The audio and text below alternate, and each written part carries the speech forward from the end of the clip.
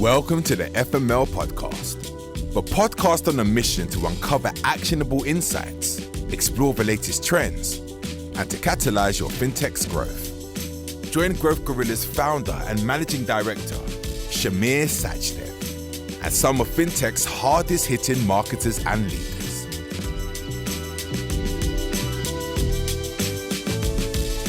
Welcome everyone to today's episode of the FML Podcast. We're joined today by Amélie Arras, Marketing Director at Zumo.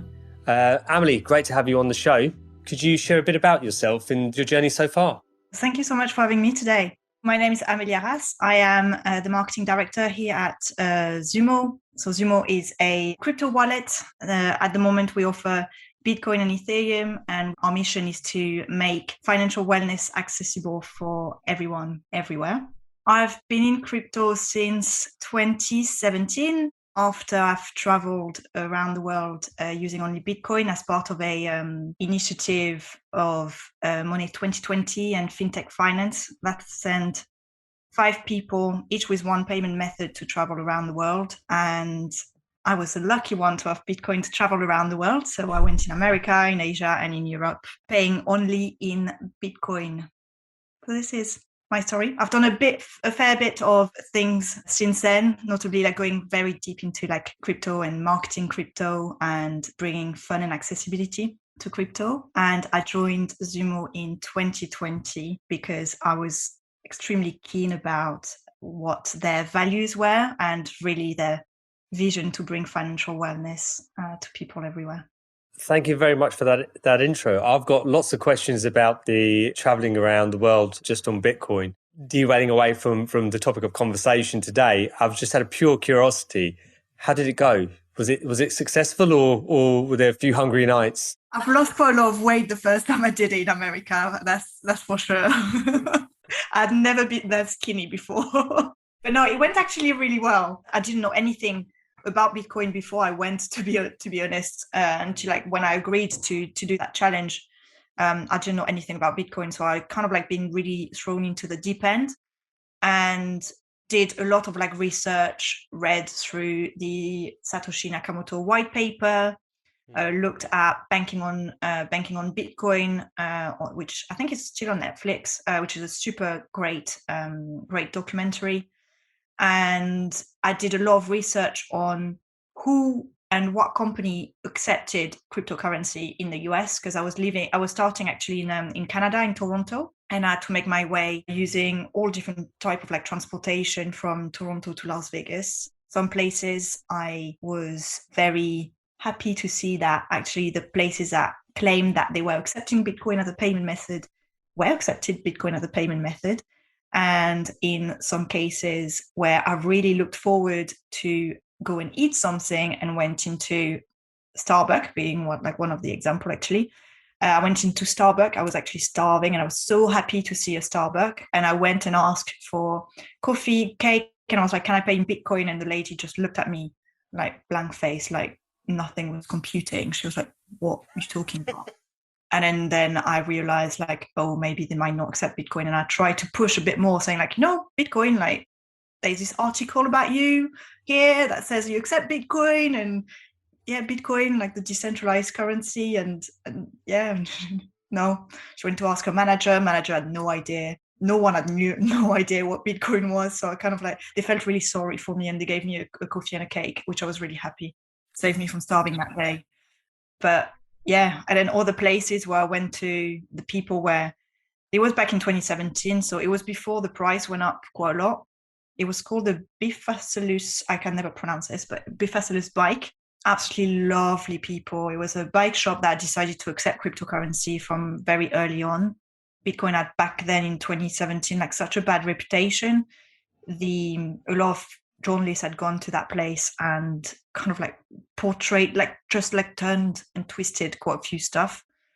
And they were really scared of speaking with me, although like they accepted Bitcoin and everything. I've kind of like found a lot of like different interesting perception, adoption, understanding from all around in the US. But otherwise it went super well, like really, really well. I managed to make all my way through. And actually, as part of that thing, like I had won the first, it was called like the payments race. So I'd won like the first, I came first amongst gold, card, and any other payment method, cash as well, which was very interesting. Yeah, because the payment in the US is very different. So we had another racer who was traveling with a contactless card. At that time, no one accepted contactless card in the US. New York was one, yeah, but like the rest of the US, no. And the chip and pin card, like our normal Visa card, that was not a way to pay in the US. In US, you swipe your card. The cash person had done pretty well, but then I just had gone like faster. That's really interesting, the fact that obviously some of those payment types aren't sort of prevalent there. Obviously in the UK, we can use chip and pin, we can use contactless. And I remember sort of about a year and a bit ago, well, it must have been more than a year ago, a couple of years ago, pre-pandemic, I went on a night out and I completely forgot my wallet and I only had my phone with me. I realised actually quite quickly I was perfectly fine actually having a night out, just using using the wallet on my Apple Pay. The only thing I was worried about was actually running out of battery, which I thought was quite ironic, that the only thing stopping me from potentially, being able to get back home was the battery on my iPhone. So as opposed to viability of payment solution, basically. So yeah, I'd done a similar thing to you. I'd forgotten my wallet before going to Dublin. Oh, right. And I found myself in a weekend in Dublin, just paying with my phone all around, asking for charge points. Hack here, find a casino, because they'll always give you free charge points. They want to keep you in there for as long as possible. And it's great because if you haven't got your wallet with you, you can't spend any money at the casino. You can't spend any money. That's perfect. There you go. So it's a win-win, not for the casino, but they win enough. So let's kind of jump into Zumo, I suppose, and kind of what you're doing there. With Zumo being a wallet, there are a number of sort of cryptocurrency wallets that are out there at the moment. So I think the big question to kind of start off with is what makes Zumo different and what are you doing to help Zumo stand out within that sort of relatively crowded space? There's a lot of like crypto wallets out there, but if you think on a scale of like, when you look at like banks, how many banks are out there? There's a lot. So relatively like low the amount of like wallet that are out there. There are some like big giants like that. I would assume like now you'd be like nearly comparing them to like the big like blue chip companies are like legacy in the crypto space, the like of like Coinbase and crypto.com and etc.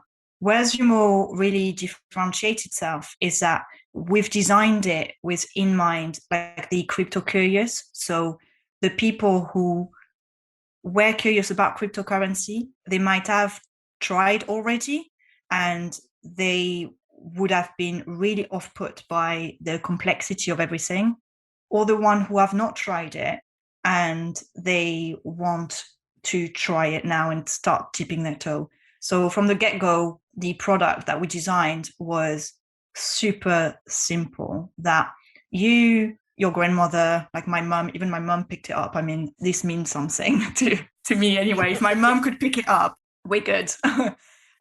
So it's super simple and yet super secure. So like we've put it, the underlying technology is blockchain. So where Zumo is super secure is in the fact that we've made it easy to actually to access the benefits of blockchain, meaning you as a customer have got your own access to your fund. So it's not like in a bank or in some of the wallets that are out there where if they shut down, you don't get access to your funds. They're like, these are your funds, like they are your crypto. You can access your funds anywhere that you want at any time with your what's called the private key. That is like one of the differentiator. The second differentiator that we've taken, like compared to like any other wallet out there, is our compliance first approach, and we're completely transparent. So we are FCA regulated. We've got our registration. Some of the other companies are out there. So like just take the example of like Binance, what we've read like in the FT and etc. They are not FCA regulated, and this is something that will become like increasingly important to protect customers and make sure that these companies are abiding to a lot of the rules that are set by the Financial Conduct Authority. And then the third one, which is like last but not least, is our sustainability commitment, and it's personally why I decided to work at Zumo.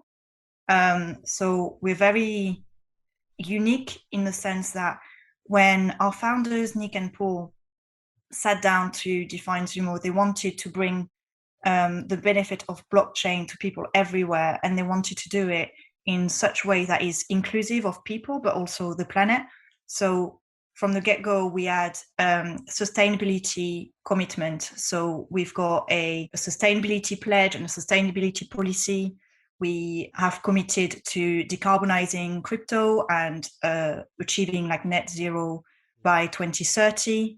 We are one of the first signatories of the Crypto Climate Accord, whose mission is to decarbonize crypto.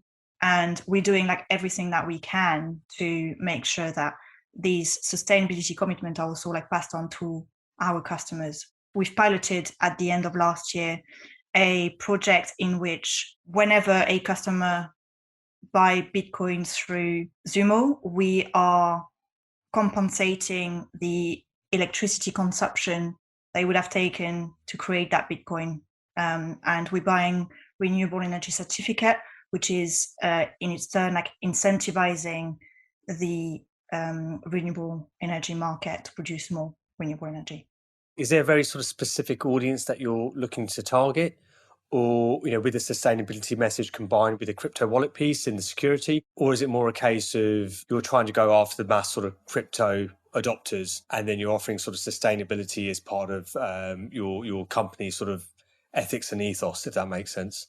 Yeah, the sustainability is part of our ethic and ethos. It's not like why we've decided like to be ethical, but actually it works out like really well for the demographic that we've been attracting. So initially Zumo was set up like in mind with the target audience being the millennial who had been let down by legacy system and being like poorer than the last two generations, their parents and their grandparents, and who wanted to tip their toe into crypto.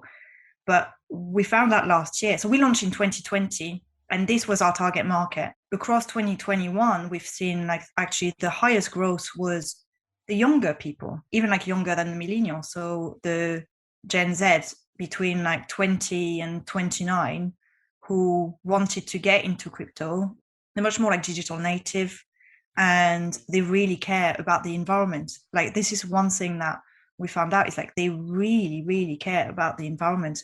Our pilot project was extremely well received by this audience particularly. What's been your sort of primary method to acquire your customers? How you're driving growth and catalyzing growth for Zumo? As a startup, like it's kind of like anything that sticks, to be honest with you. One thing that worked pretty well for us from the start is our referral program. So whenever you refer Zumo to your friend, you get a bit of crypto, and then your friend get a bit of crypto. And this has been extremely successful. A lot of like people have been referring Zumo to their friends and helping these friends to start with crypto without having like the risk, because I think like it's quite a big barrier for anyone like to start, because like it's so uncertain. You suddenly like, like when you've never done it, you're like, oof, I don't know how much should I put in there. What about if it goes down? What about if it goes up? What about if I lose this? And what about if I lose that? So by doing that referral program, what it allowed us to do is to get these people familiarized with crypto, in a sense that they would get free cryptos to start with, and then see for themselves like what they like. They can like start like playing a little bit with their wallet. And yeah, so that was like our primary source of like growth. It's been like our primary source of growth since we started, and we had quite amazing growth from when we started. So in October, we had like over like 3,000 customers. October 2020, we're now like well over like 60,000 customers. Oh, wow. So it's been like quite a successful journey as a startup. A lot of PR, a lot of PR. And this, like why the PR has been so good is because of like the crypto curious, like they will be reading, they need that trust. And the PRs like putting like really good story, like education about what is crypto, what does it mean, the use case across the world, the use case for the particular customer, whether like they want to like invest or like transfer money from here to like across the world. That kind of like education piece has been like really good, and PR was really like the channel that we've been like using there. And quite a lot has been really like listening to for the growth, listening to our customers, like what do they want? What do they want, and kind of like adapting to what they want, making the product what they want it to be. That's brilliant. I think there's a couple of bits I just picked up on that. I think with the referral scheme, the bit that's really, really interesting there for me is you haven't just gone, hey, we'll do a referral scheme, get a friend to open an account, we'll give you a £5 each or a £10 each. I like the fact that you've utilised the referral scheme to turn your crypto curious audience that you're talking about. Effectively, you're paying for them to adopt the usage of your product. You're then reducing the barrier of entry by actually removing that uncertainty by just giving them some crypto in their wallet immediately, which is brilliant, really, to be honest with you. I think that's really, really solid. The third point that you mentioned, listening to your customers and then augmenting the product behind that. I think a lot of businesses do that, but I still don't think that they do it enough. They don't take it seriously and really harness exactly what the customer's saying and actually use it to their advantage. I think that's a bit of a superpower, personally speaking. It's not only marketing, it really is like how a business operates across all levels. You want to change a product, you need to like react quite quickly to what customers are looking for. You want that agility for your tech team to react and like change a feature. You want like the operation and customer service to also be able like to adapt to like these changes. And I think as a startup, it is much easier than possibly like it would be into a very large company to shift like this little bit that the customer wants. When you're sort of doing that piece of listening to your customers, do you tend to do that via a sort of structured market research piece, so surveys, in-depth interviews, or is it more sort of slightly unstructured where you take feedback via the customer services team or maybe internal team members just jump on the call with clients? What sort of approach do you take there? The second thing that you said, we're startup, so there is not at the moment like any structured way of getting the feedback. It's like listening to the feedback, looking at the reviews, looking at what the customer service question have been, or what the customer have been like wanting on our community, on social. So it's really like listening. Oh, people have been saying this. And now that you're at sort of 60,000 odd users, and obviously, you've been very reliant on the PR, the referral scheme, and I suppose arguably product marketing. What's the roadmap for Zumo over the next sort of year, 2 years? What's the game plan? We're in scale-up mode now. We've got a very ambitious roadmap for next year. We are bringing super soon a refresh of like the app. So having like listened to like what customers have been saying, bring like a refresher of like what the app, the look and feel and etc. of our app, but also that is also a catalyst for bringing like the new feature that I've been demanding, where we've seen that the customer like wanted to tip their toes into crypto.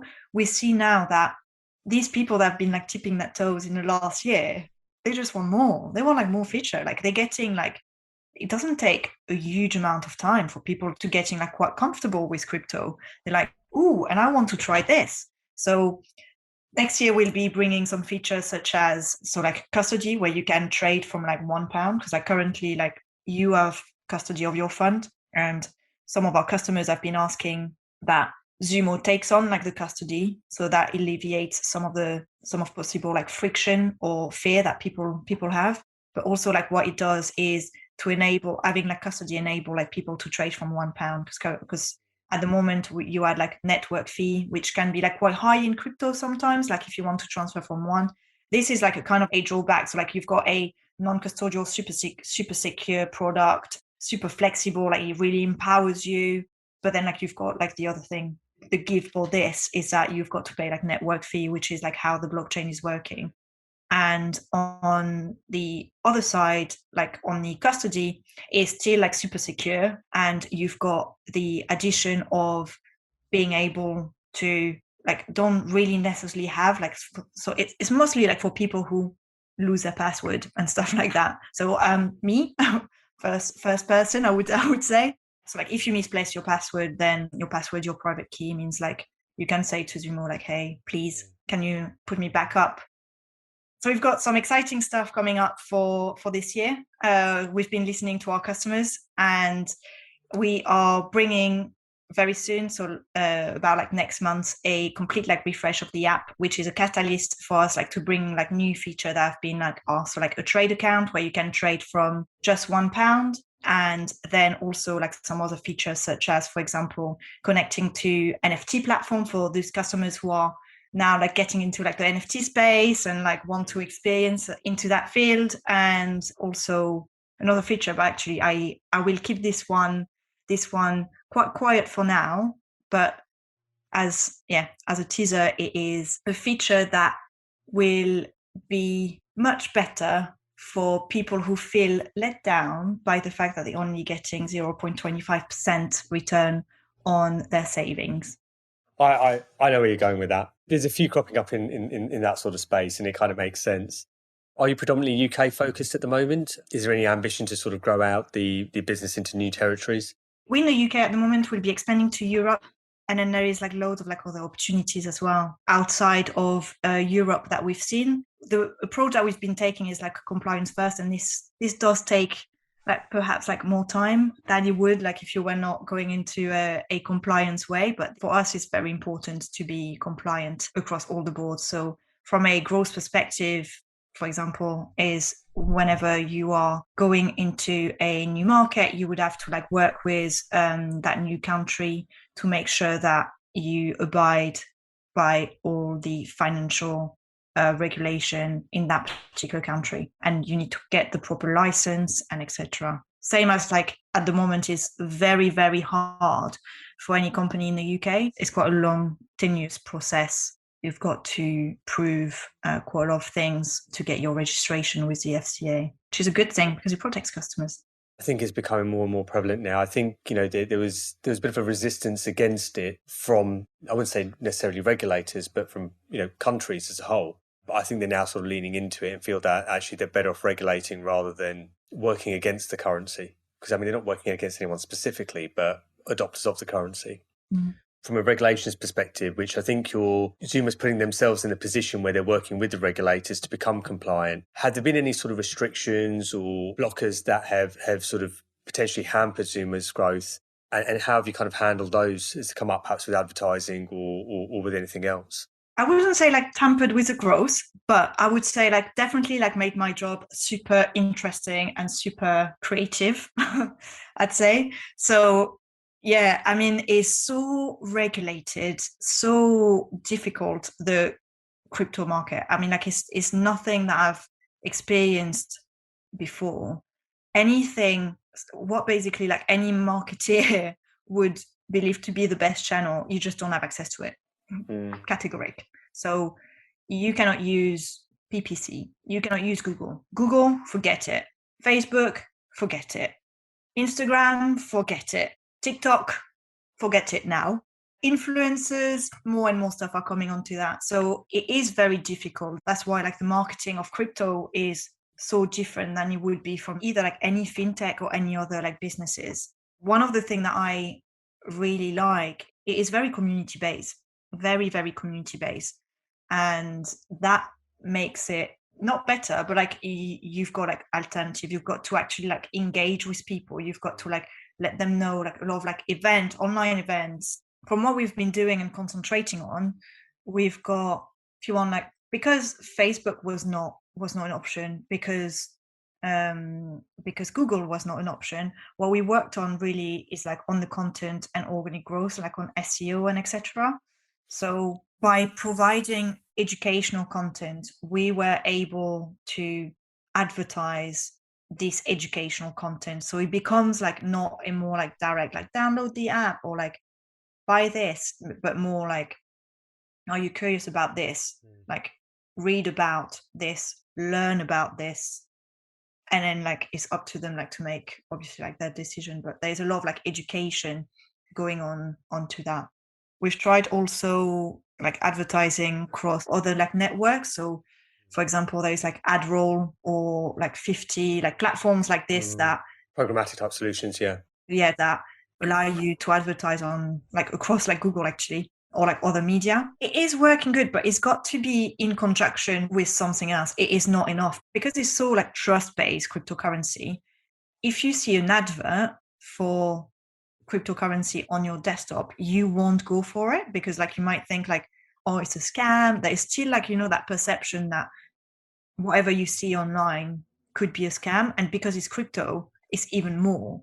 So it's much more about, if you are doing like some advertising, you want it to be as a supportive element of like something else that will bring the customer in. So like it's more like awareness as opposed to an acquisition like route perspective. So you're talking about sort of like the organic stuff and the community building. You said that you're sort of in scale up mode now. How scalable is that activity? Will that slow down your potential growth? And I suppose, what will you do to counteract that? I think it's usually scalable, because if you've got I'm yet to find out, okay? But I am fairly confident that after doing like 2 refer and share, that the snowball effect, it is huge. If your customer love your product, what they will do is that they will tell other people about it. And the more advocate you have got, the more they will tell, the more friend they will have, the more like then suddenly like the network like expand and expand and expand. So there's a lot of, I'm currently actually reading through a book called The Cold Start Problem. I would recommend it to anyone, but because it is a book that makes you realize and show you like how some of like these tech giants have leveraged network to grow exponentially quickly, and what the power of this is. And it is very interesting. And this is kind of like the model, this network effect that we're looking at Zumo, that we can find into tactics such as community engagement. You spoke a lot about sort of content there and about sort of teaching and educating the audience. We actually had the co-founders from a financial wellness app called Financial come in a couple of weeks back. They were really, really sort of focused on about how important it is to sort of teach the younger audience or younger generations about financial wellness and preventing bad habits, etc. What's your view? Do you feel that this is as important in the crypto space? And with that in mind, do you think it's important to be educating them now? Because I think the likelihood that crypto is going to become kind of mass adopted at some point in the future. What's your sort of take on that? And I suppose what's your approach and what's Zumo's approach to that? You got lots of questions. Did you say Financial? That's right, yeah. Yeah, was it Holly or Laura? Yeah, that's right, yeah. Yeah, we're going to be working with them. Oh, brilliant. We are so aligned. So my view, and also like Zumo's view, is that we want to bring financial wellness to people everywhere. Financial wellness education is a big part of it. And I personally believe that financial money should be taught at school. Why on earth are we not taught at school about money? I was lucky, like my dad has been like kind of like teaching. I was like seeing like spreadsheets and stuff like that. Like it was never like a topic that was kind of taboo or anything. It should be like something that is taught at school. And therefore, like, why at Zumo we're going to be working with Financial on, because when you invest in crypto, you want to have already done the journey before. You want to clear yourself of debt before you invest into crypto. Is something that at Zumo that we really consider is we don't want anyone to come and like put their life saving or money that they need into crypto in the hope that the price will go up. That's not how it works. So this is why like I'm partnering with Financial, because like what they do is like they educate like from the get-go. Okay, like clear yourself of your like buy now pay later loans. Clear yourself as like all your debt. Once you've cleared yourself out of your debt, look at like what you can put every month and you're comfortable putting out every month into a saving account.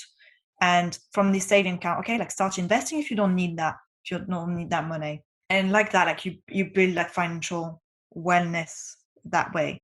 Once you've invested, maybe it is like if you decide like once you start investing that you want your portfolio to be consisting of crypto or stocks and share, or more like put into your pension, like you've got to decide, you do like your own strategy. Like the best is to have like a diversified portfolio. You wouldn't want to invest into crypto before you've done like these previous steps. Yeah, so educating into what we into like financial wellness. So we're launching like an education series. We've got a campaign going out as well, like next month, about bringing like confidence and understanding around financial wellness and crypto, how others have done it, by sharing like some of like the stories of how others have done it.